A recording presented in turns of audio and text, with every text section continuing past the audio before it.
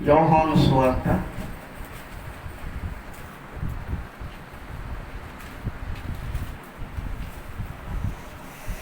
9వ అధ్యాయం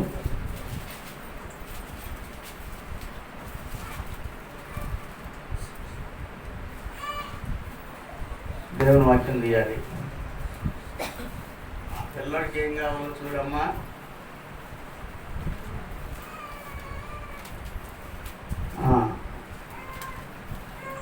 అందరూ తీయాలి. యోహాను సువార్త 9వ అధ్యాయం మొదటి నుంచి ఉన్న దేవుని యొక్క వర్తమాన వాక్యాన్ని జ్ఞాపకం చేసుకున్నాం. చదవండి. ఆయన మార్గమున పోవుచుండగా పుట్టి గుడ్డివాడు అయిన ఒక మనుష్యుడు కనబడెను. ఆయన శిష్యులు బోధకుడా, వీడు గుడ్డివాడై పుట్టుటకు ఎవడు పాపము చేసెను? వీడా వీడిని కన్నవారా అని ఆయనను అడుగగా, యేసు వీడైనను వీడిని కన్నవారైనను పాపము చేయలేదు గాని దేవుని క్రియలు వీని యందు ప్రత్యక్షపరచబడుటకు వీడు గుడ్డివాడిగా పుట్టెను. చదువు. పగలు ఉన్నంత వరకు నన్ను పంపిన వాని క్రియలు మనము చేయుచుండవలెను. రాత్రి వచ్చినప్పుడు అప్పుడు ఎవడునో పని చేయలేడు. నేను ఈ లోకములో ఉన్నప్పుడు లోకమునకు వెలుగు అని చెప్పాను. ఆయన ఇట్లు చెప్పి నేల మీద ఉమ్మివేసి ఉమ్మితో బురద చేసి వాని కన్నుల మీద ఆ బురద పూసి నీవు సిలోయమను కోనేటికి వెళ్ళి అందులో కడుగుకొనమని చెప్పగా,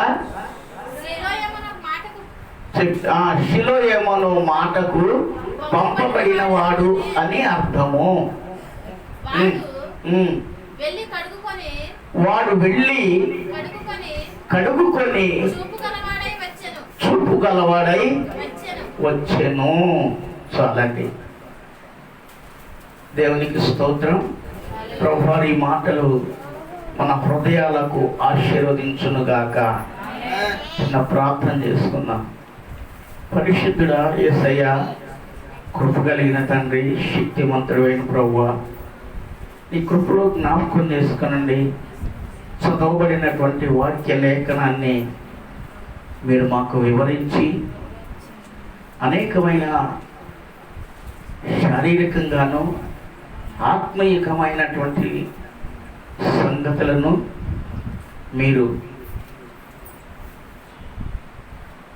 వెల్లడి చేసి మా జీవితాలకు వెలుగును ప్రసాదించి చీకటి నుండి వెలుగులోనికి మీరు నడిపించమని నిలబడిన నేను పొట్టి పాత్రను, మట్టి పాత్రను కనుక మీరే మాతో మాట్లాడి మమ్మల్ని బలపరచమని యేసు ప్రభు వారి నామం పేరట ప్రార్థించి వేడుకుంటున్నాను పరమ తండ్రి. ఆమేన్. పిల్లరా, దేవుని యొక్క వాక్య భాగాన్ని మనం చదువుకున్నాం. ఈ యోహాను సువార్త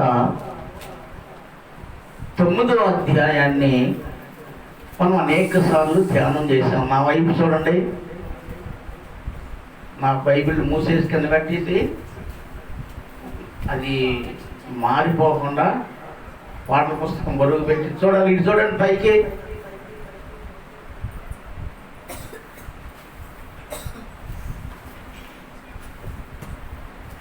ఈ యోహాను సువార్త 9వ అధ్యాయం అనేది అనేక పర్యాయాలు మనం చదువుకున్నాం. అయితే ప్రియులరా, దీనిలో నుండి కొన్ని సత్యాలు దేవుడు మనకు నేర్పించడానికి ఈ వాక్యాన్ని ఈరోజు మనకు అనుగ్రహించాడు. ఇది పుట్టుకతోనే గుడ్డివాడైనటువంటి సంగతిని గురించి మనం చదువుకున్నాం. కొంతమంది తల్లి గర్భము నుండి గుడ్డివారిగా పుడతారు, మధ్యలో గుడ్డివారిగా చేయబడతారు. గుడ్డితనం అంటే బాగా పూర్తిగా ముసలు అయినాక మసకొచ్చేది, గుర్తుపట్టలేనటువంటి పరిస్థితులు కాదు. గుడ్డితనం అంటే పూర్తిగా కనబడనటువంటి పరిస్థితి. అనగా చేత్తో తమిడి చూస్తేనే కానీ తెలుసుకునేది మామూలుగా తెలియదు. ఎందుకంటే ప్రియులరా, నేనైతే పుట్టిన తర్వాత 3 నెలల అయిన తర్వాత 3 నెలల నా కళ్ళకు జబ్బు చేస్తే ఆ రోజుల్లో వైద్యం అనేది తక్కువ కాబట్టి పెద్దోళ్ళు ఏదో నాటు వైద్యం చేశారు. ఆ 3వ నెల వయసు నుంచి నాకు కంటి చూపలేదు. మన మధ్యలో ఉన్నటువంటి అమ్మగారు ఉన్నారు. ఆమెగారు పుట్టుకతోనే గుడ్డితనం కాదు. ఆమెగారు 4 సంవత్సరాల తర్వాత గుడ్డితనం వచ్చింది జ్వరంలో. మేము చదువుకున్నటువంటి మా పాఠశాలలో పుట్టుకతో గుడ్డితనం వచ్చినటువంటి వారు తక్కువ మంది. అందరికీ 3, 4, 5 సంవత్సరాల్లో పోయినటువంటి వాళ్ళే. ఒక అమ్మాయి ఉంది, యవనస్తురాలు.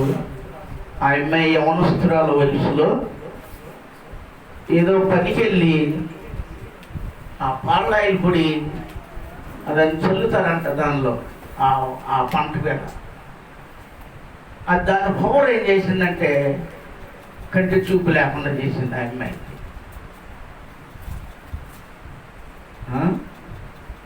మా స్కూల్లోనే ఇంకొక అమ్మాయి ఉంది, 10th చదువుతున్నప్పుడు కళ్ళు పోయినాయి, కంటి చూపు లేకుండా పోయినాయి, గుడ్డితనం వచ్చింది. మరి ఏం చెయ్యాలి? 10th అవ్వాలి, ఎగ్జామ్ రాయాలి. ఎలా? 10thలోకి వచ్చాకే ఎట్లాగో రాయటం చదవటం అలవాటే కదా అని నిరుత్సాహం పడలా. నేను గుడ్డిదాన్నే, నేను ఎలా చదవాలి, ఈ 10th క్లాస్ నేను ఎలా చేయగలను అని చెప్పి కొంచెం కూడా దిగులు పడలా, బాధపడలా. ఈ 10th క్లాస్ మొదలుకొని పై వరకే మాకు స్క్రైబర్స్ ఇస్తారు, మాకు హెల్ప్ చేయడానికి, రాయడానికి. అంటే వాళ్ళ దగ్గర క్వశ్చన్ పేపర్ ఉంటుంది, మమ్మల్ని క్వశ్చన్ అడుగుతారు, అది మేము ఆన్సర్ చెప్తా ఉంటే షీట్లో రాస్తూ ఉంటారు అన్నమాట. అది అందులకు అన్న గుడ్డివారి చదువుకునే విధానం 10th వరకు పైన. అయితే ఎగ్జామ్ టైం వచ్చింది. ఆ రోజు ఆ అమ్మాయిని ఎగ్జామ్ హాల్కి తీసుకెళ్లారు. స్క్రైబర్ని ఇచ్చారు ఆమెకి. వెళ్ళిపోయారు హోమ్లోకి. ఆయన కూర్చునేస్తున్నాడు. ఈ అమ్మాయి చదివింది ఇంగ్లీష్ మీడియం, ఆయనకి ఇంగ్లీష్ రాదంట.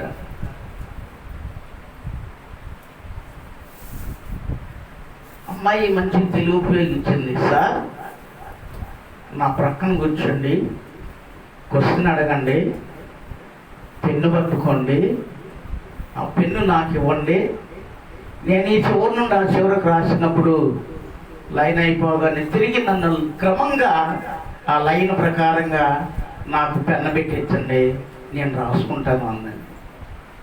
దేవునికి స్తోత్రం.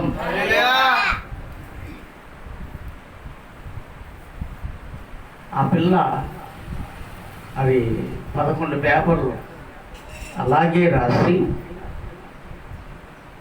మంచి మార్కులతో ఫస్ట్ క్లాస్లో పాస్ అయిన పిల్ల ఈరోజు మరి ఒక మంచి ఆఫీసర్గా పనిచేస్తున్నామే. 10th గుడ్డితనం వచ్చినా ఆత్మస్థైర్యం కోల్పోకుండా 10th రాసి డిగ్రీ చేసి చదివి గొప్ప చదువు చదివి మంచి ఆఫీసర్గా పనిచేస్తుంది ఆ అమ్మాయి. పిల్లలు శారీరకంగా గుడ్డితనము ఉన్న మరి మేము దిగులు పడాల్సిన అవసరం లేదు. ఎందుకంటే మా స్కూల్లో జీవనోపాధి నిమిత్తం వృత్తిరీత్యా నాకు నవారు నైట్ మగ్గం నేత నేర్పించారు. నేను అది నేసి మార్కెట్కి వేసుకోగలను. తర్వాత క్యాండిల్స్ తయారు చేసి ప్రవృత్తులు తెలుసు కదా, క్యాండిల్స్ ఎన్ని రకాలుగా ఫ్లవర్స్ ఉంటాయో అన్ని రకాల ఫ్లవర్స్ తయారు చేయడం నేర్పించారు నాకు. ఈ 2 వృత్తి విద్యలు నాకు వచ్చు, నేను చేయగలం.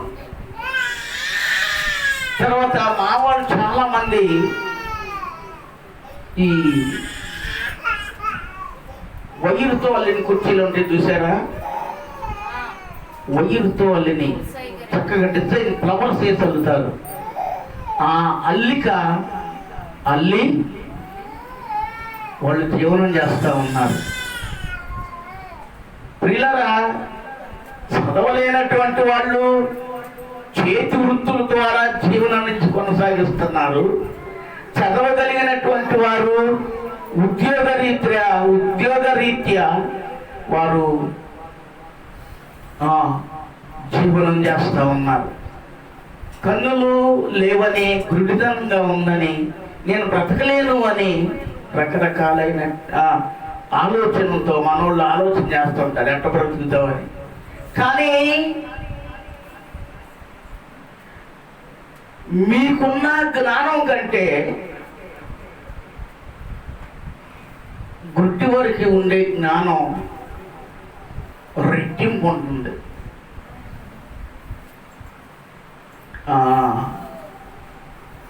మన ఊర్లో ఈయన దేవరపల్లి ఆయన పేరు ప్రభాకర్ గారు ఉన్నాడు.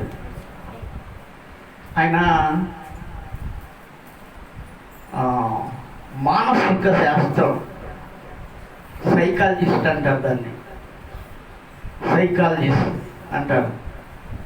దాన్ని చదివాడు, బెంగళూరులో చదివాడు. ఆయన ఏమని చెప్పాడంటే, నాకు అయ్యా మాకు సైకాలజిస్ట్ చెప్పడానికి ఒక ఆయన తీసుకొస్తారు, మాకు ఆయనకు ప్రత్యేకమైన హెలికాప్టర్, 1 గంట క్లాస్ చెప్పడానికి 40,000 ఇచ్చి, ప్రయాణం ఖర్చులు 40,000 ఇచ్చి తీసుకొచ్చి ఆయనకు గంట క్లాస్ చెప్పినందుకు ఎంతో తెచ్చి పంపిస్తారని ఈ మధ్య చెప్పారు నాతో.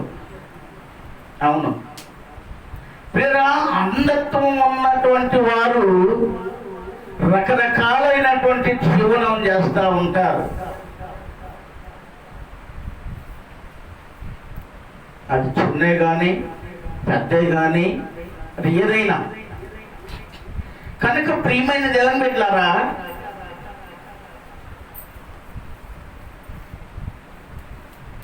ఈ మనం చదువుకున్నటువంటి ఈ గుడ్డివాడైతే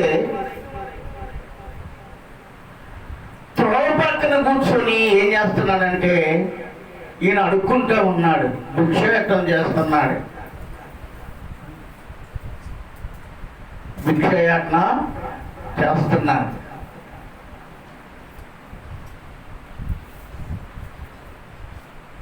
ఈ సమయంలో యేసు ప్రభు వారನ್ನು ఆయన శిష్యులు ఆ మార్గంలో వెళతా ఉన్నారు. వాళ్ళు చూశారు, శిష్యులు చూసి, ప్రభువా వీడు గుడ్డివాడై పుట్టాడేంటి? ఎందుకు పుట్టాడు? వీడు పాపం చేశాడా? వీడిని కన్నవారు పాపం చేశారా అని అడిగాడు. అడిగితే యేసుప్రభు ఏం చెప్పాడు తెలుసా? వీడు పాపం చేయలేదు, వీడిని కన్నవారు కూడా పాపం చేయలేదు. కానీ ఇక్కడ ఒక సంగతి ఉంది, దేవుని క్రియలు వీని యందు ప్రత్యక్షపరచబడుటకే వీడు గుడ్డివాడుగా పుట్టేనో. గట్టిగా చప్పలు కొట్టండి.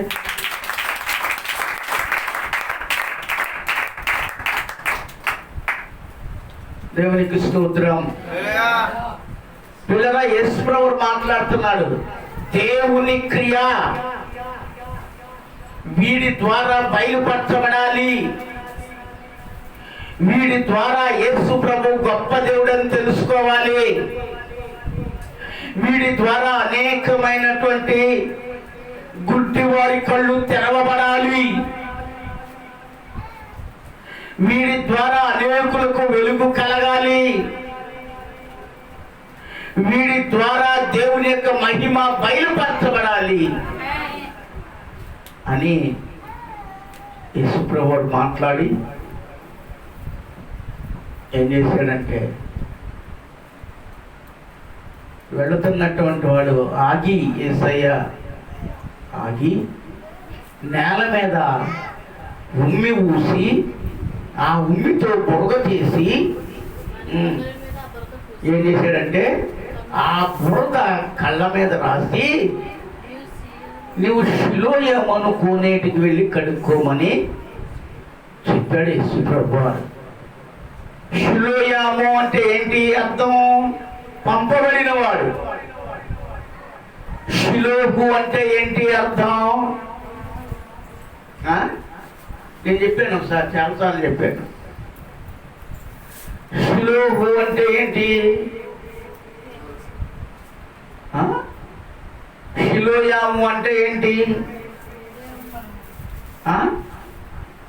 షిలోయాము అనగా పంపబడిన వాడు అని అర్థం. షిలోహు అనగా ఎక్కడ కనపడుతుంది మనకి ఈ మాట? మొదటి సమూయేలు గ్రంథంలో కనపడుద్ది. షిలోయాము అనగా దేవుడు ఇక్కడ ఉన్నాడు.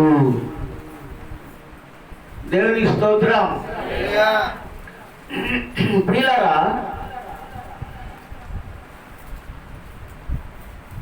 మాకు నేను మగ్గం నేసి నవారు నేసి మగ్గం మీద అంతా తయారు చేసి నేసేటప్పుడు అది ఏమవుద్దంటే ఒక్కోసారి ఎక్కీయటం కుదరకపోతే పోగు, దారం ఎక్కీయటం కుదరకపోతే వంక చిక్కుపడద్ది, జమా చిక్కుపడద్ది. నాతో పాటు మావాడు టీవీ సుబ్బారావు అని ఒకడున్నాడు. వాడిని నాకు అప్పచెప్పారు, ఈడికి కూడా నేర్పమని. ఈ చిక్కు రావట్లేదని వాడు ఏం చేసింది అనుకున్నారు, అంతవరకు కోసేసాడు. కోసేసి ముళ్ళొస్తే నవారు నేసినప్పుడు అది ఎట్ట వస్తుంది? అక్కడికి వచ్చినప్పుడు అంతా జాయింట్లు వేసినట్టుగా కనపడుతుంది. రేటు పడద్దా? రేటు పడదు. అదేమంటే ఎందుకు రేటు కోసావంటే, అన్న మనకు కనపడదుగా, ఇస్లాంటి పనులు చెబితే ఎవరు చేస్తాడు అన్నాడు. అదే మాట మా మేడం గారు అన్నారు, మేడం మాకు కనపడదు కంటే ఈ సిక్కులు మేము అడిదేస్తామండి. దేవునికి స్తోత్రం. హల్లెలూయా. చిక్కులు కాదు, అది ఏ చిక్కు అయినా సరే తీయగలం ఒకరించి. కానీ వీడు ఏం చేశాడు? కష్టపడ్డానికి ఒప్పుకోవాల. ఈ వంక చూపిస్తున్నాడు. కళ్ళు కనబడవు అనేటువంటి వంక చెప్తా ఉన్నాడు. ప్రియులారా, ఈ గుడ్డివాడు ఏం చేశాడు? అయ్యా, నేను ఎలా వెళ్ళను? నేను ఎలా వెళ్ళను? నాకు కనబట్టలేదు కదా. పైగా నువ్వు కళ్ళకి ఏం చేసావు? బురద రాసావు. మరి ఇంక నేను ఎట్లా? అసలే కొంచెం అట్ట వెళ్తాను ఏమని అనుకున్నా. మరి ఇప్పుడు కళ్ళ మీద పూర్తిగా బురద రాసావు. ఎలాగెళ్ళాలి కోనేటిలోకి? నేను ఎట్ట దిగుతా? ఆ రేవేడు తెలుసుద్ది, మెట్లు ఎట్టు ఉన్నాయి అటు తెలుసుద్ది నాకు. నేను కోనేటిలో పడినా నాకు ఎవరూ లేరు, నా ప్రక్కన ఎవరూ లేరు, నేను ఎలాగెళ్ళను అని ఆటంకం చెప్పలేదండి గుడ్డివాడు. నీకు మందల ఆటంకాలు చెప్పట్లా. ఏంటమ్మా లేటుకు వచ్చావంటే మన జీవితం అంతా ఆటంకాలే, మన జీవితం అంతా వంకలే, మన జీవితం అంతా వంకలొంకలుగా. వంకలొంకలు పోండి వంకలెమ్మడ పోయిందంట తెలుసా? వంకలొంకలు పోండి వంకలెమ్మడ పోయిందని చెప్తారు తప్పనిచ్చి మీరు. ఈ గుడ్డివాడైతే అట్ట చెప్పలేదండి. చెప్పిన మాట శిరసా వహించాడు. చెప్పిన మాటను శిరసా వహించాడు. ఆయన మాట విన్నాడు, ఆయన మాట ప్రకారం చేశాడు. గుడ్డితనం ఆటంకంగా చెప్పలేదండి. ఎలా వెళ్ళాడు? ఇక అనవసరం, వెళ్ళాడు అంతే. ఆయన ఏం చేశాడు? బురద రాశాడు, వెళ్ళి కడుక్కోమన్నాడు. నేను తప్పకుండా కోనేట్లోకి వెళ్తా, కడుక్కుంటా, చూపుతా. విశ్వాసం, ఆయన విశ్వాసమే, ఆ గుడ్డి వాని యొక్క విశ్వాసమే వాడిని నడిపించింది కోనేట్లోకి. నా పనులు అయితే అయ్యే ఉంటాయి, ఇంట్లో పనులు అయితే అయ్యే ఆగుతాయి. ఇప్పుడు ఈ వల్ల అంత అవసరం ఏముంది అనే విశ్వాసం నీకుందా? ఉందా? వీడు అదే విశ్వాసంతో బయలుదేరాడు, వెళ్ళాడు, కడుక్కున్నాడు, చూపు పొందాడు. దేవునికి స్తోత్రం. నేత్రాలు ఏమైంది? ఇప్పుడు తెరవబడ్డాయి. అంటే మీ నేత్రాలు తెరవబడినాయా? మరి మీ కన్నులు తెరవబడ్డాయా? మీ కళ్ళలో ఉన్న గుడ్డితనం పోయిందా? నాకు లేదండి గుడ్డితనం, నా కన్నులు తేటగా బైబిల్ని చూస్తున్నాయి, ఆ తర్వాత మిమ్మల్ని చూస్తున్నాయి అన్నవాళ్ళు గట్టిగా స్తోత్రం చెప్పండి. చెప్పలా? మరొకసారి చెప్పండి. నేను అడిగింది శరీర సంబంధమైన నేత్రాలు కాదు. నేను అడిగింది ఆత్మ సంబంధమైన నీ నేత్రాలు తెరవబడినయా? కాబట్టి నేను ఇందాకే చెప్పాను, శరీర సంబంధమైన గుడ్డితనం బ్రతుకు తెరువులను ఆపు చెయ్యదు. శరీర సంబంధమైన గుడ్డితనం మనిషిని జీవింపజేస్తుంది, కానీ ఆత్మ సంబంధమైన గుడ్డితనం నీ ప్రయాణాన్ని ఆపేస్తుంది.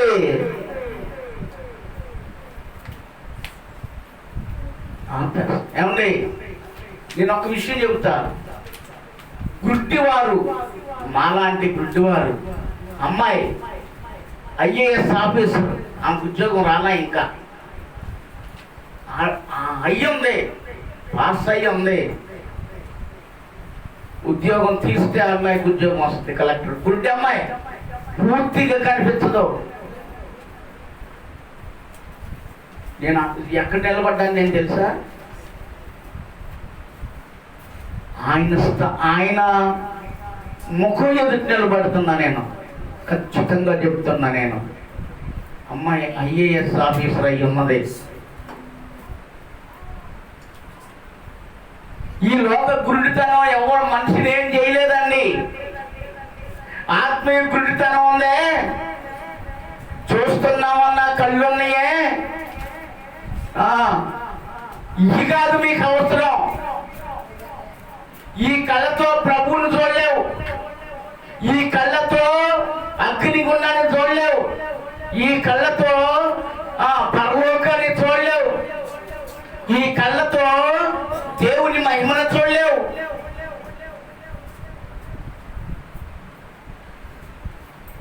ఎప్పుడైతే నువ్వు ఆత్మ సంబంధమైన నేత్రాలతో, ఆత్మ నేత్రాలతో, ఆ నేత్రాలు నీకుంటే, ఆ నేత్రాలు నీకు తెరవబడితే ఆయన మహిమను చూస్తావు,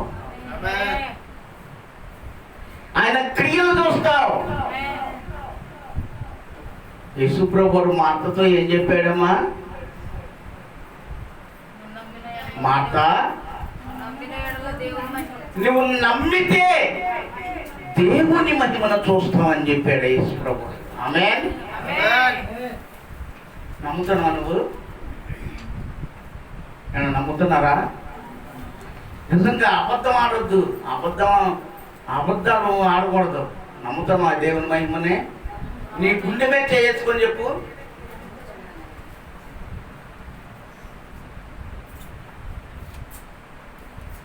ప్రియులారా, ఆత్మ నేత్రాలు తెరవబడాలి, ఆత్మ సంబంధమైన కన్నులు తెరవబడాలి. ఆ నేత్రాలు తెరవబడితే మంచికి చెడుకి భేదం తెలుస్తుందండి. ఆ ఆత్మ నేత్రాలు తెరవబడితే అక్కకి తమ్ముడికి తేడా తెలుస్తుంది, చెల్లికి అన్నకి తేడా తెలుస్తుంది. ఈ లోకంలో వరుసలకి తేడా తెలుస్తుంది. ఆ వరుస తెలిసి తేడా తెలిసిన తర్వాత విశిక్షణ రహితంగా, జ్ఞానం లేకుండా వాడు వ్యభిచారం చేయడో వ్యభిచారం చెయ్యదో. ఎందుకు చేస్తున్నారు? ప్రార్థనకి వెళ్తూనే ఉన్నాం, ప్రార్థనకి వెళ్తూనే ఉన్నారు, పాటలు పాడుతూనే ఉన్నారు, ఆరాధన చేస్తూనే ఉన్నారు, వాక్యం చదువుతూనే ఉన్నారు. ఎందుకు శరీర సంబంధమైన పాపం చేస్తున్నారు? ఎందుకు ఒకరి దేహాన్ని ఒకరికి ఇచ్చుకుంటున్నారు?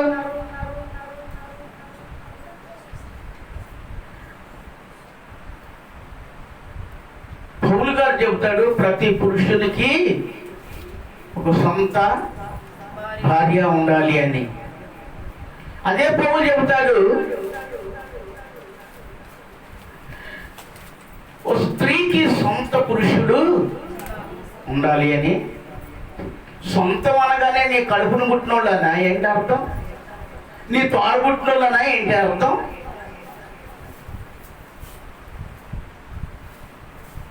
సొంత పురుషుడు అంటే నీ భర్త, సొంత భార్య అంటే నీ భార్య.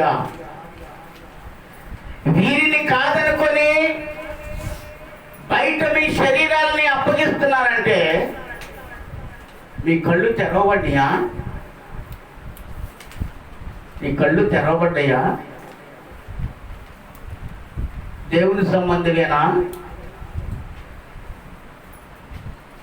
దేవుని వాక్యం సెలవిస్తుందండి,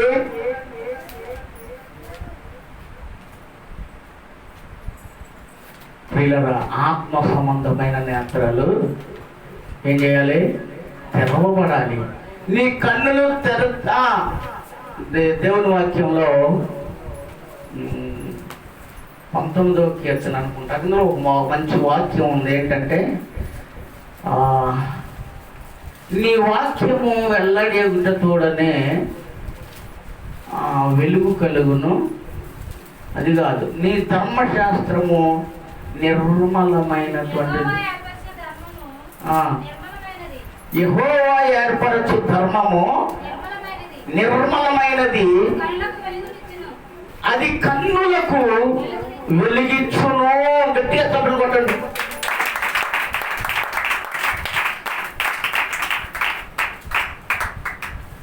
యెహోవా ఏర్పరిచిన ధర్మము నిర్మలమైనది, అది కన్నులకు వెలిగించును. ఈ శరీర సంబంధమైన కన్నులకుండే వెలుగును గుర్చిగా దేవుడు మాట్లాడుతున్నది. ఇది వస్తుంది ఆత్మ సంబంధంగా. నీ కన్నులు కూడా ఆత్మ సంబంధంగా చూడగలిగి నీ గుడ్డితనం పోద్దండి. గుడ్డితనం పోద్ది. తేడా వస్తుంది. అప్పుడు చిన్న పెద్ద తేడా వస్తుంది, అన్న తమ్ముడు తేడా వస్తుంది, అక్క చెల్లి తేడా వస్తుంది, ఇంకా రకరకాలుగా ఉన్నాయి వరుసలు. ఆ తేడా కనపడుద్దండి. ఇటు శరీర నేత్రాలు, అటు ఆత్మనేత్రాలు విప్పబడితే బహు ఆనందంగా ఉంటుంది. పరలోకమందు దూతల వలె ఉంటారు. ప్రియులారా, ఇక్కడ దేవుని యొక్క వాక్యాన్ని ఒక మాటను మనం జ్ఞాపకం చేసుకుందాం. ఆదికాండం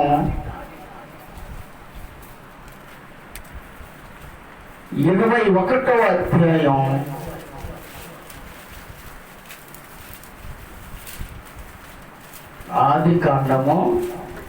21వ అధ్యాయము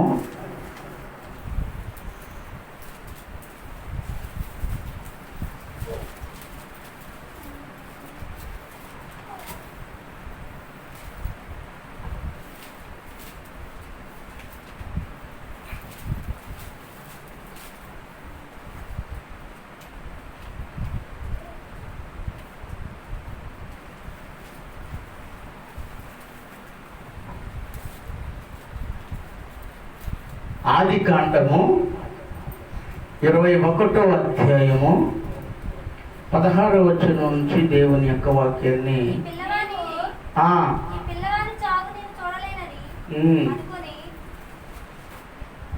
ఎందుకు గారు 16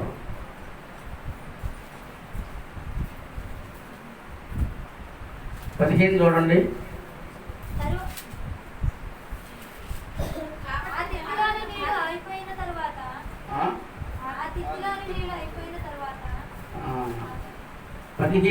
చదవండి. ఆ తిత్తిలోని నీళ్లు అయిపోయిన తర్వాత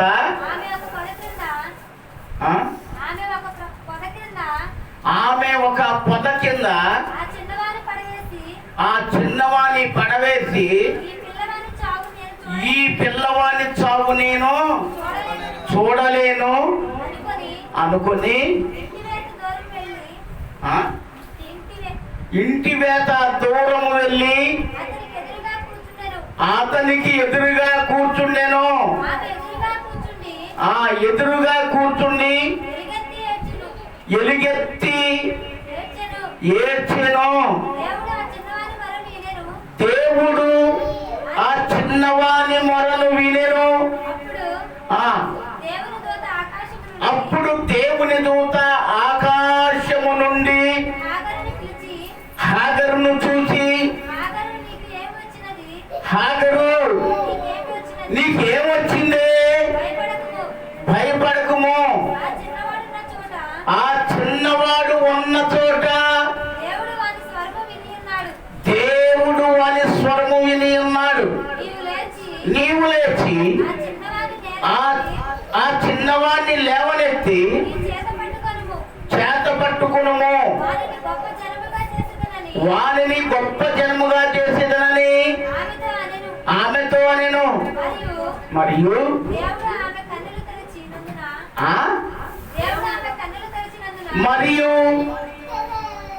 దేవుడు ఆమె కన్నులు తెరిచినందున ఆమె నీళ్ల ఊట చూచి వెళ్ళి ఆ తిత్తిని నీళ్లతో నింపి చిన్నవానికి త్రాగించి ఆ చిన్నవానికి తోడై ఉండెను. అతడు చాలు. హాగరు అనగానే మనకు ఎవరు గుర్తొస్తారు? అబ్రహాము తన భార్య. హాగరు శారాకి దాసి. దేవుడు ఆమెకు కుమారునిచ్చాడు. అబ్రహాము ఈ హాగరును తనకు పుట్టినటువంటి కుమారుడును ఇంట్లో నుంచి పంపేస్తున్నాడు. పంపినప్పుడు ఒట్టిగా పంపించలేదండి. నీళ్ళ తిత్తిని కొంత ఆహారాన్ని సిద్ధపరిచి, ఈ ఆహారం మీరు తిని ఈ తిత్తిలో నీళ్లు త్రాగండి, మీ తిప్పలు మీరు పడండి అని చెప్పేసి పంపించేశాడు.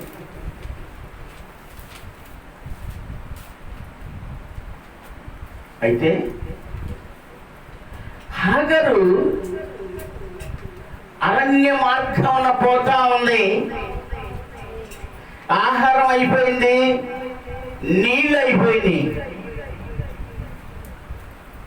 అయిపోతే ఏం చేయాలి? మంచినీళ్ళు అవుతున్నాయి. మంచినీళ్ళు అవుతున్నాయి. పిల్లోడు ఏడుస్తున్నాడు. ఏమొక మంచినీళ్ళు అవుతున్నాయి, వాడికి నీళ్ళు అవుతున్నాయి, మంచినీళ్ళు అవుతున్నాయి. తినడానికి ఏమీ లేదు.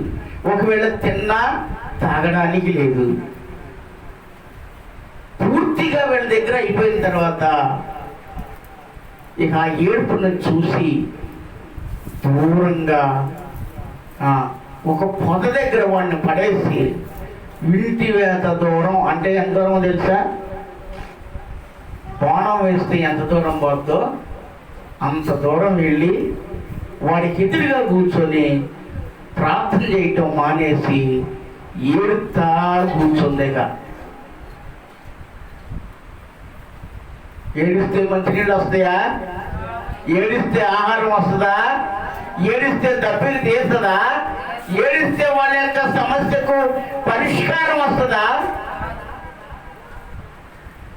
పరిష్కారం రాదు. పరిష్కారం రావాలంటే ప్రభువు నీ హృదయంలో ఉండాలి. పరిష్కారం, నీ సమస్యకు పరిష్కారం రావాలంటే, నీకున్న పరిస్థితుల్లో జవాబు నీకు దొరకాలంటే కదలక స్థిరముగా ఉండి ధైర్యంగా నువ్వు కొనసాగించాలి. దిగులు పడి విచారపడి ఉంటే నీకు ఏ ప్రయోజనం కూడా లేదు. సమస్యకు పరిష్కారం దొరకదు. దానిలో నుండి నువ్వు తేరుకోలేవు. దేవుని ఎదుట ఏం చేయాలి? ప్రార్థన చేయాలి. ఆ సమస్యను తీసుకొని ప్రార్థన చేయాలి. ప్రియులారా, ఈ స్త్రీ ప్రార్థన చేయటం మానేసి, అయ్యా నువ్వు చచ్చిపోతున్నావు రాయక, నేను కన్నా నిన్ను, నా కడుపు నేను భరించలేకపోతున్నారా, నిన్ను భరించలేకపోతున్నారా అయ్యా అని ఆడికి ఎదురు కూర్చొని ఏడుస్తూ ఉంది. వాళ్ళ అమ్మను చూసి వాడు ఏడుస్తూ ఉన్నాడు.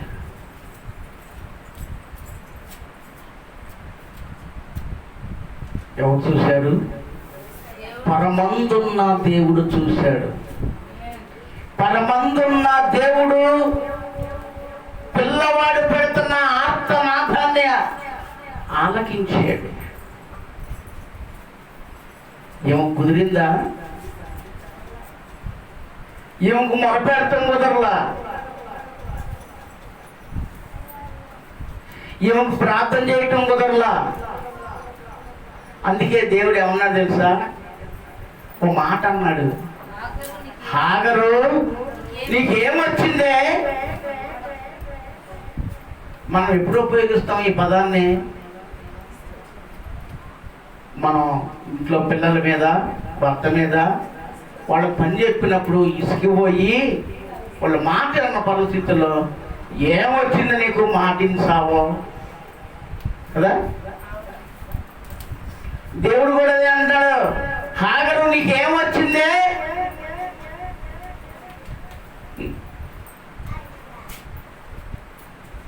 లే, నీ పిల్లోడి మొర నేను విన్నాను, నీ పిల్లవాని మొర నేను విన్నా, నువ్వు లేచి ఆ పిల్లని చేత పట్టుకో, నీ కుమారుని ఆశీర్వదిస్తా, గొప్పతనంగా చేస్తా అని హాగర్తో చెప్పినప్పుడు ఆమె కళ్ళు తెరవబడినాయండి. ఏం తెరవబడి? ఆమె కళ్ళు తెరవబడి. ఏ కళ్ళు? ఆత్మనేత్రాలు తెరవబడి. శరీర కళ్ళు గుడ్డితనంగా లేవు. శరీరకంగా ఉన్న కళ్ళు కూడా దూరంగా ఆ పిల్లోని పొద కింద పడేసి ఇంటి పెద్ద దూరం వెళ్ళి కూర్చొని తల్లి కొడుకు ఒకరిని ఒకరు చూసుకుంటా మొరపెడుతుంది. ఈడు అటు ఆమె ఏడుస్తుంది, చేస్తుంది. కానీ ఆత్మ నేత్రాల్లో గుడ్డితనం వచ్చింది ఆఖరికి. ప్రియ దేవుని బిడ్డ, జాగ్రత్త. ఒకసారి నీ స్థితి నువ్వేంటో నీ కళ్ళు తెరిచి చూడు. పాటలో ఒక పాటలో ఒక పాట ఉంది. ఏం పాట తెలుసా? కళ్ళు తెరచి చూడు, కల్వరికి చూడు, సిలువలో వ్రేలాడు యేసు ప్రభుని చూడు, ఆ యేసు ప్రభుని చూడు. కళ్ళు తెరు, సిలువలో వేలాడుతున్న యేసును చూడు. ఈ కళ్ళతో చూస్తున్నావు, ఒక మనిషి సిలువ మీద ఉన్నట్టుగా కనపడుతుంది. కానీ ఆ కళ్ళు, ఈ చూసే ఈ శరీర సంబంధమైన కళ్ళు దేవుడని గ్రహించలేకపోతున్న ఈ కళ్ళు, ఆయన ప్రభువులకు ప్రభు అని గ్రహించలేకపోతున్న ఈ కళ్ళు, ఆయన నిజమైన దేవుడని గ్రహించలేకపోతున్న ఈ కళ్ళు, ఆయన ఒక్కడే దేవుడై ఉన్నాడని గ్రహించలేకపోతున్న ఈ కళ్ళు. ఈ కళ్ళు ఉన్నా ఒకటే, లేకపోయినా ఒకటే. సత్యాన్ని గ్రహించలేని కళ్ళు కాదవి.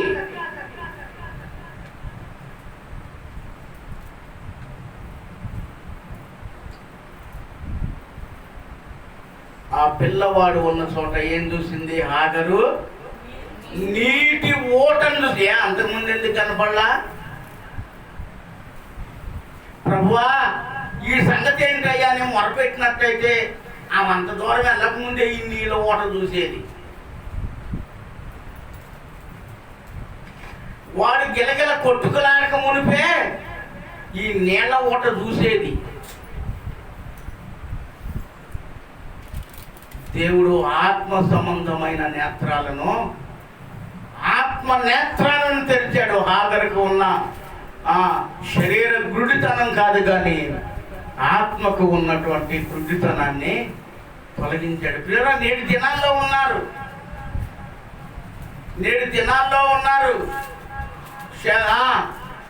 యేసు ప్రభు మరొక మాట చెబుతాడు. మాట్లాడితే ఏమంటాడంటే, మీరు మీ కన్నులు చూచడం మట్టుకు చూస్తున్నవి కానీ మీరు గుడ్డివారే అంటాడు. ఈ ధర్మశాస్త్రోపదేశకులను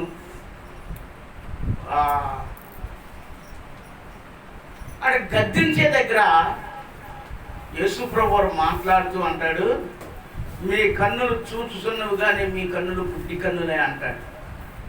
ఈ కన్ను గుడ్డి కన్నులే, కానీ నీ ఆత్మ నేత్రం తెరవబడితే సత్యాన్ని గ్రహిస్తావు. ఆత్మ కన్నులు తెరవబడితే దేవుని మహిమను గుర్తిస్తావు. ఆత్మీయ నేత్రాలు తెరవబడితే నిజంగా సిలువలో వేలాడే యేసు ప్రభువుని చూస్తావు.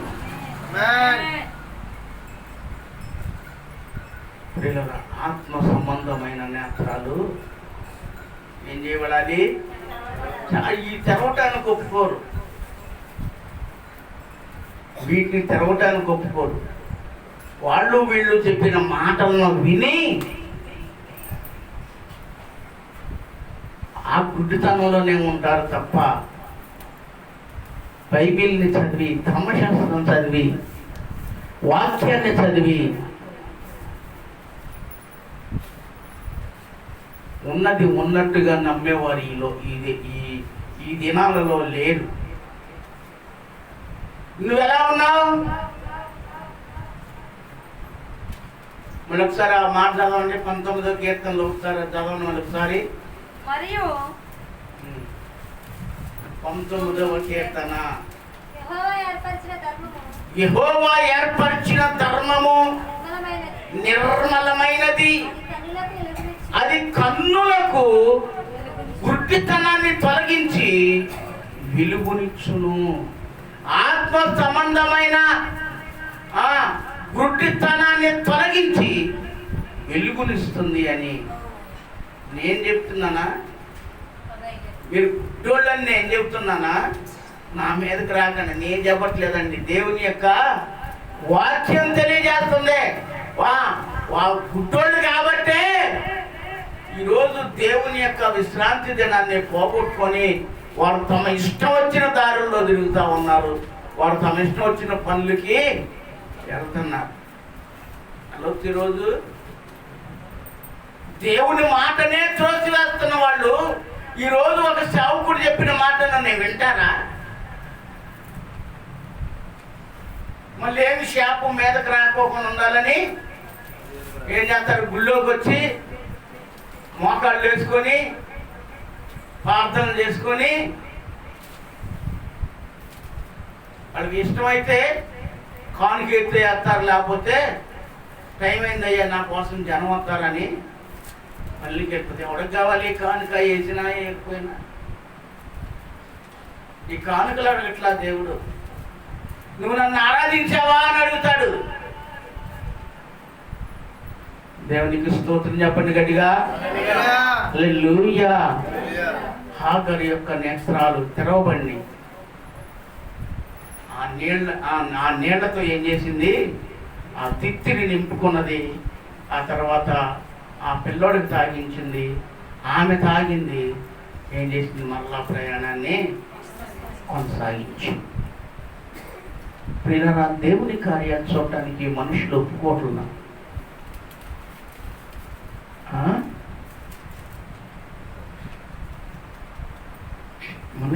మనుషులు ఒప్పుకోవట్లేదు. కానీ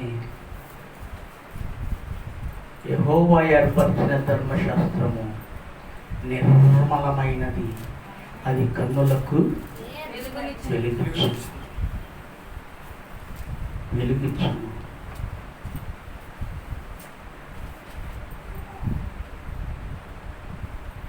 ప్రియులారా, మేము నడిచి వస్తున్న దినాల్లో, మొట్టమొదటి సేవ ప్రారంభ దినాల్లో మరి రోడ్డు దగ్గర బస్సు దిగాం. ఆ రోజు అక్కడంతా కూడా వాతావరణం చాలా భయంకరంగా ఉంది. ఉరుముతుంది. అప్పుడు ఏలూరు నుంచి వస్తున్నాం మేము. శనివారం వచ్చేవాళ్ళం, ఆదివారాన్ని మరి ఆరాధన చూసుకొని సాయంత్రానికి వెళ్ళిపోయేవాళ్ళం. లేదంటే ఏదన్నా అవసరం ఉంటే ఉండేవాళ్ళు. ఆ రోజు సాయంత్రం శనివారం అక్కడ బస్సు దిగాం. వాతావరణం మారిపోయింది. పెళ్ళ ఉరుముతూ ఉంది, మెరుపులు మెరుస్తూ ఉన్నాయి.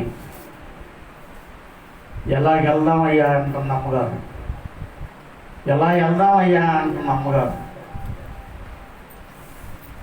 ఉడుములు అట్ట వస్తున్నాయి. అమ్మ నువ్వేం భయపడకు, దేవుడు ఉన్నాడు మనతో, ఆయన తీసుకెళ్తాడని మన కోళ్ళపాలెం వరకు నడిచి వచ్చాం. అలాగే అక్కడి నుంచి ఒక వెలుగును మేము చూస్తూ ఉన్నాం. ఆ వెలుగులో అలా వెళ్ళిపోతా ఉన్నాం. ఇక ఆ వెలుగులో ఈ అప్పుడు మట్టి రోడ్డు అంతా ఇదిగా మన లోనకు కూడా ఆ లోపలికి ఎంటర్ అయ్యే వరకు ఆ వెలుగు మాతో ఉంది. లోపలికి ఎంటర్ అయిన తర్వాత వెలుగు మమ్మల్ని విడిచిపెట్టేసింది. ఎందుకంటే కొంచెం దారి చెప్పిన ఎవరున్నారు?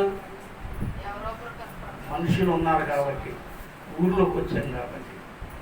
ప్రియులారా, నీ కన్నులలో వెలుగుందా? నీ కన్నుల్లో ఆయన వెలుగుందా? నీ కన్నుల్లో ఆయన చూస్తున్నావా?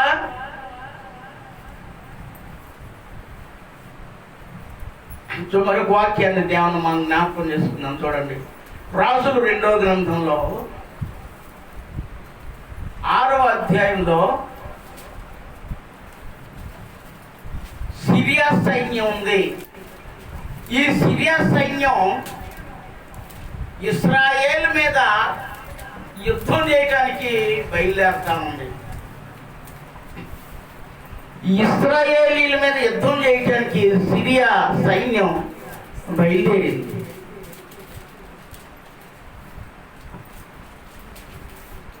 రాజు ప్రవక్త అయిన ఎలీషా యొద్దకు వర్తమానం పంపించాడు. అయ్యా, సిరియా సైన్యం మన మీద యుద్ధానికి వస్తుంది, మరి వెళ్ళవా వద్దా? గెలుపు ఎవరికి వస్తుందో చెప్పయ్యా అని చెప్పి ఎలీషా యొద్దకి ఒకరిని పంపించాడు రాజు. ఆయన వచ్చాడు, విషయం తెలుసుకున్నాడు, చెయ్యం మనకే వస్తుందని చెప్పాడు. ఎలీషా వెళ్ళిపోయాడు, ఆ పనివాడు వెళ్ళిపోయాడు.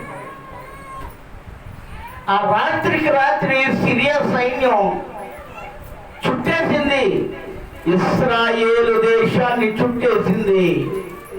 చుట్టూ ఏమవుతున్నాయి? యుద్ధ పేరీలు మోగుతున్నాయి, గుర్రాలు సకలిస్తా ఉన్నాయి, తిరంగులు మోగుతా ఉన్నాయి. మేము యుద్ధానికి వచ్చాం, రెడీ రెడీ రెడీ అని తిరంగులు మోగుతా ఉన్నాయి. ఎలీషా యొక్క పనివాడు ఉదయాన్నే లేచాడు. చూసేసరికి కళ్ళకి భయంకరమైన పరిస్థితులు కనిపిస్తూ ఉన్నాయి. భయంకరమైనటువంటి పరిస్థితులు కనిపిస్తూ ఉన్నాయి.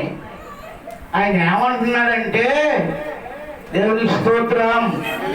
చూడండి, రాజులు 2వ గ్రంథం చదవండి. భయపడవద్దు, మన పక్షమున ఉన్నవాడు ఎక్కడ అధికులై ఉన్నారని చెప్పి మళ్ళా చదవండి. అతడు భయపడవద్దు, మన పక్షమున ఉన్నవారు మన పక్షమున ఉన్నవాడు వారికంటే అధికులై ఉన్నారు. వారికంటే అధికులై ఉన్నారు అని చెప్పి వీడు చూసినట్లు దయచేసి వీని కళ్ళు తెరవమని ఎలీషా ప్రార్థన చేయగా యెహోవా ఆ పనివాని కన్నులు తెరవజేసెను. గడియ తప్పుడు పట్టాలి. దేవుడు ఏం చేశాడు? పనివాని యొక్క కన్నులు అంటే కళ్ళు ఇవ్వ వాడికి ఉన్నాయి. ఏం చూశాడు మరి? కళ్ళు ఉండి ఏం చూశాడు? ఆయన చూసింది ఏంటి? ఇక్కడ చూడండి, 14 వచ్చిన ఉన్నది, చదవండి ఒకసారి. వాడు ఏం చూశాడు? కాబట్టి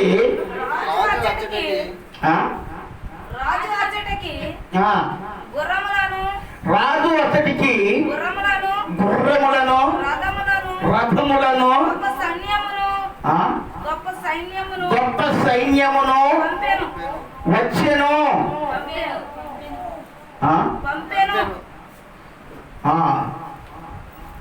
పంపెను. ఎవరిని పంపించాడు? గుర్రములను రథములను గొప్ప సైన్యమును పంపెను. ఎక్కడికి పంపాడు? ఇశ్రాయేలు మీదకి పంపించాడు. పంపిస్తే మన పనివాడేమన్నాడు?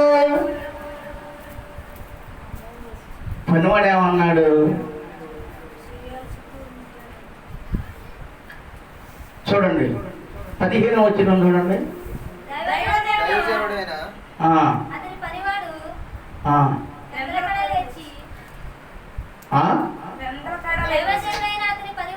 దైవజనుడైన అతని పనివాడు ఇప్పుడు పెందలకడ లేచి బయటికి వచ్చినప్పుడు గుర్రములను రథములను గుర్రములను రథములను గల సైన్యము పట్టణమును ఏం చేసినాయి అంటే చుట్టుముట్టేసినాయక. ఎవరు ఎటు తప్పించుకునే పని లేకుండా ఏం చేశారు? తప్పించుకున్నారు. ఇప్పుడు యుద్ధం జరుగుతుంది. యుద్ధం జరుగుతుంది తెలుసా? రష్యాకి ఉక్రెయిన్కి యుద్ధం జరుగుతుంది. మరి దాదాపు ఇప్పుడు ఎన్ని రోజులు? 15 రోజులు అవుతున్నట్టుంది. నెల అయిపోయిందా? నెల అయిపోయింది. ఉక్రెయిన్కి రష్యాకి యుద్ధం జరుగుతూ ఉంది. పిల్లరా ఇస్రాయేల్ దేశం మీదకి వచ్చేసారు. వారి మీదకి వచ్చి చుట్టుముట్టారు. ఎవరు ఎటు నుంచి తప్పించుకునే అవకాశం లేదు, వీలు లేదు. కానీ పనివాడు, అయ్యా ఆయన వస్తే నువ్వేమో గెలుపు మందే అని చెప్పావు. యెహోవా చేసే కార్యంలో ఊరక నిలిచి చూడమని చెప్పావు. వాళ్ళు చూడు ఎలా ఉన్నారు అయ్యా. ఎందుకై భయపడతావు? భయపడబా. మన పక్షమున ఉన్నవారు వారికంటే అధికులై ఉన్నారు.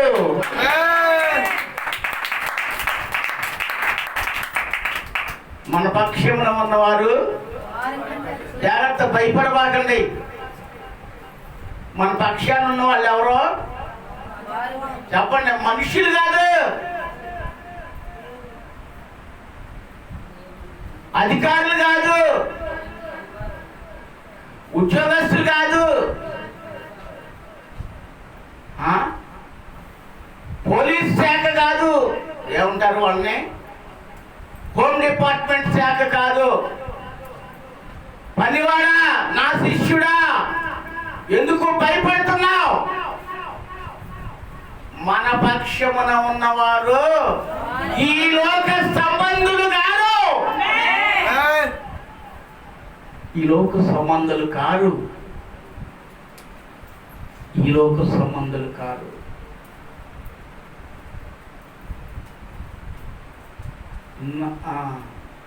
నరులేమి నాకు చెయ్యగలరు? ఎందుకు?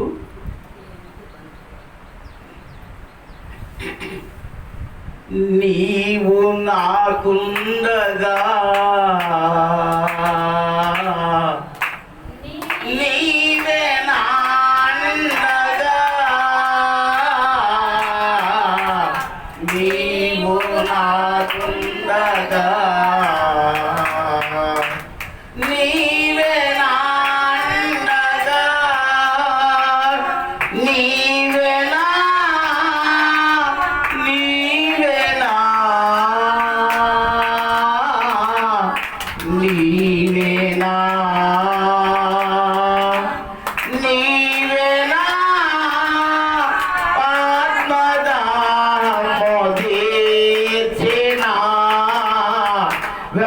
వెంబడించిన బండవు.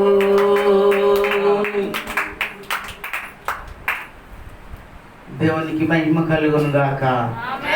భయపడద్దు. మన పక్షమున ఉన్నవాడు నరుడు కాదు. వాళ్ళ పక్షమున నరులు ఉన్నారు, యుద్ధ రథాలు ఉన్నాయి, గుర్రాలు ఉన్నాయి. మన పక్షాన ఉన్నవారు వారికంటే ఎదుకులు. వారు ఈ లోక సంబంధులు,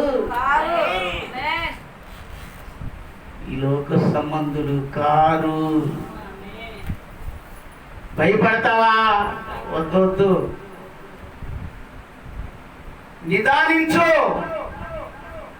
నిరీక్షించు, విశ్వసించు, నమ్మిక ఉంచు. ఆయన మహిమ గల కార్యానికి చోటివ్వు. దేవుని బిడ్డ, ఆయన మహిమ గల కార్యానికి చోటివ్వు. ధర్మశాస్త్రం ప్రకారం చేయబాకు. కంటికి కన్ను, పంటికి పళ్ళు, దెబ్బకు దెబ్బ, కాలుకి కాలు, చెయ్యికి చెయ్యి, మాటకు మాట చేస్తే నువ్వెట్ట దేవుని బిడ్డవి? నీకెట్ట దేవుడు జయమిస్తాడు? నీకెట్లా దేవుడు జయమిస్తాడు? నా కడుపు మంట, కాలిపోయి చచ్చిపోతారు. జాగ్రత్త, మంటరా పోతుంది.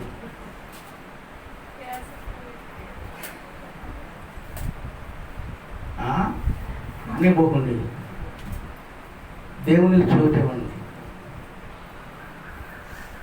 ఆయన కార్యాలకు చోటు ఇవ్వండి. ఎందుకు తెలుసా? నీ పక్షాన ఉన్నవారు వారికంటే అధికులు. అంతేకాదండి, వారికంటే మహాబలాఢ్యులు. ప్రియులారా, భయపడొద్దు. గొలియాతు ఉన్నాడు, 6 మూరల జానడం, 6 మూరల జానడం. అడుగులకి లెక్కెత్తే ఎన్ని అడుగులు వస్తుంది? ఏమంటే పని చేసేవాళ్ళు మీరు చెప్పండి, కొలతలు వేసుకునే పని చేసేవాళ్ళు అడుగులు లెక్కేస్తే ఎన్ని అడుగులు వస్తుంది? 6 మూరలు అంటే ఏమండి?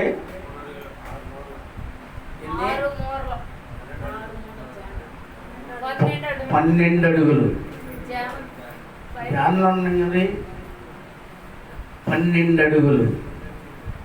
గొలియాతు ఎంత అన్నాడు?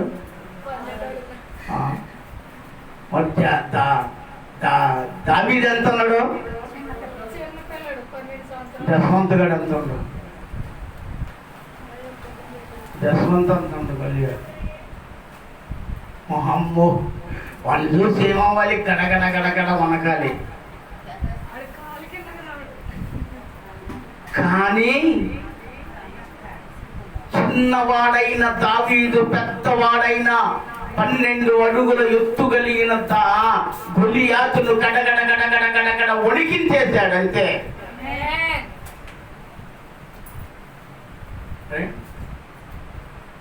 నా మోకాలు ఎత్తుకోలేవురా, ఎందుకు నువ్వు గెలవలేనరాదు నా మీద అంటాడు ఈ చిన్నోడు. ఎందుకే ఓడిపోతావు? అవమానం వస్తుంది నీకు, అందుకే నువ్వు నా మీదకి రావట్లేదని రెచ్చగొడతా ఉన్నాడు దావీదు. కానీ లాభం లేదురా, వస్తా అని చెప్పి వస్తుంటే ఏం చేశాడు? యుద్ధము నాది కాదు, యుద్ధము యెహోవాదే. యుద్ధము యెహోవాదే, యుద్ధము యెహోవాదే, యుద్ధము యెహోవాదే, యుద్ధము యెహోవాదే. వరులేరు శూరులు మనకెవ్వరులారు. ఆమేన్. ఏం రాశాడు ఈ పాట? ఏం రాశాడండి? రాజులు మనకెవ్వరు లేరు, శూరులు మనకెవ్వరు.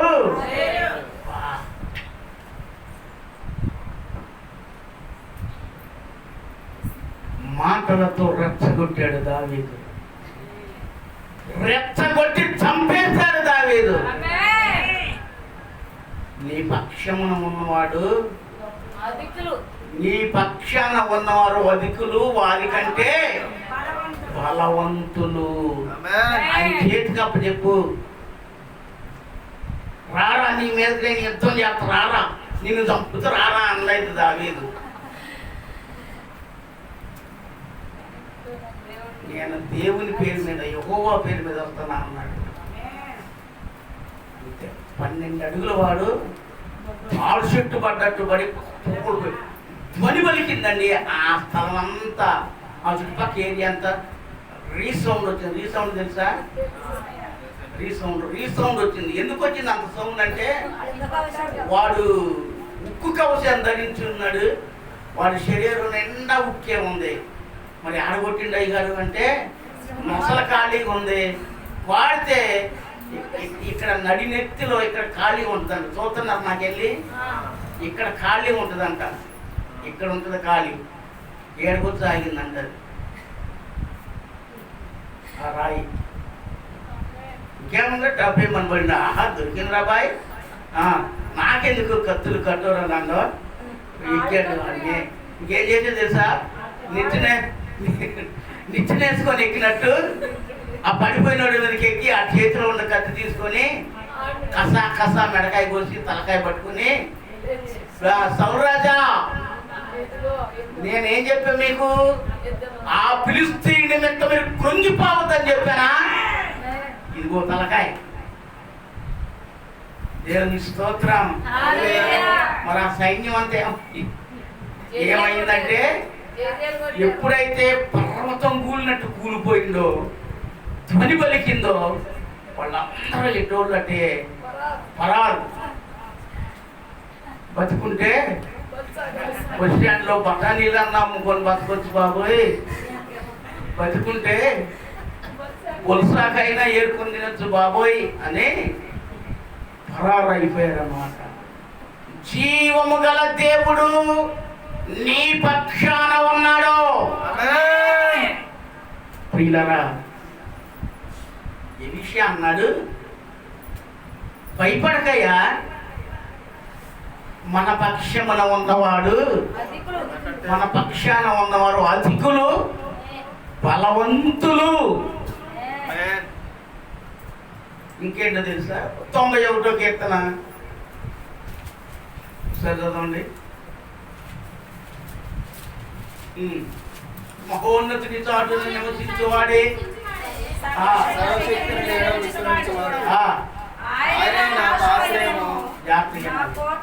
ఆయనే నా ఆశ్రయము, నా కోట, నేను నమ్ముకొనిన దేవునికి స్తోత్రం. ఆయనే, ఆయన నాకు ఆశ్రయము, ఆయనే నా కోట. 50వ కీర్తన 1 నుంచి 6 వచ్చిన చదవండి. 50వ కీర్తన.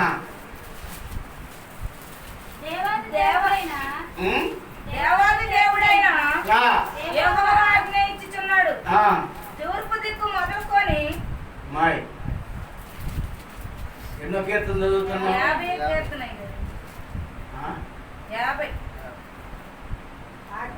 50 కాదు, 18వ కీర్తన. సారీ, నాదే తప్పండి. 18వ కీర్తన. యెహోవా నా బలమా, నేను నిన్ను ప్రేమించుచున్నాను. యెహోవా నా శైలము, నా కోట, నన్ను రక్షించువాడు, నా కేడము, నా రక్షణ శృంగము,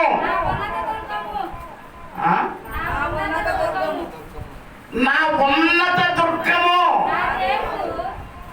నా దేవుడు, నేను ఆశ్రయించి ఉన్న నా దుర్గము.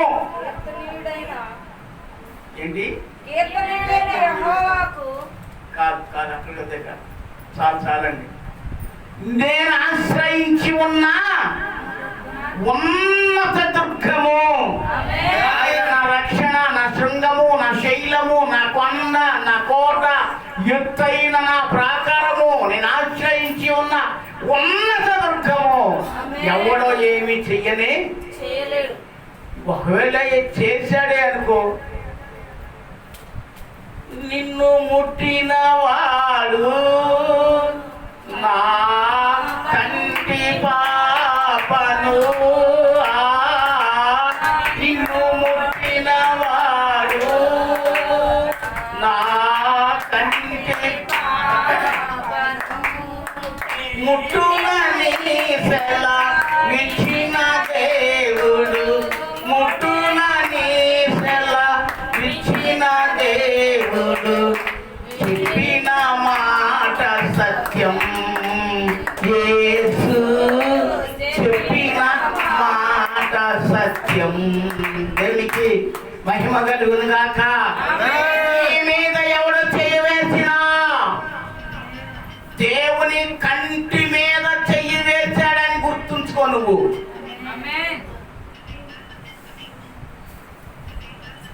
నిన్ను ముట్టిన వాడు నా కంటి పాపను ముట్టుకున్నట్టు ఆయన చూడి. ఎందుకో తెలుసా నీకు? ఆయన దుర్గము, శైలము, ప్రాకారము, శృంగము, కోట, కొండ, ఉన్నతమైన. హల్లెలూయా. భయపడబాకయ్యా. మన పక్షమున ఉన్నవారు వారికంటే అధికులు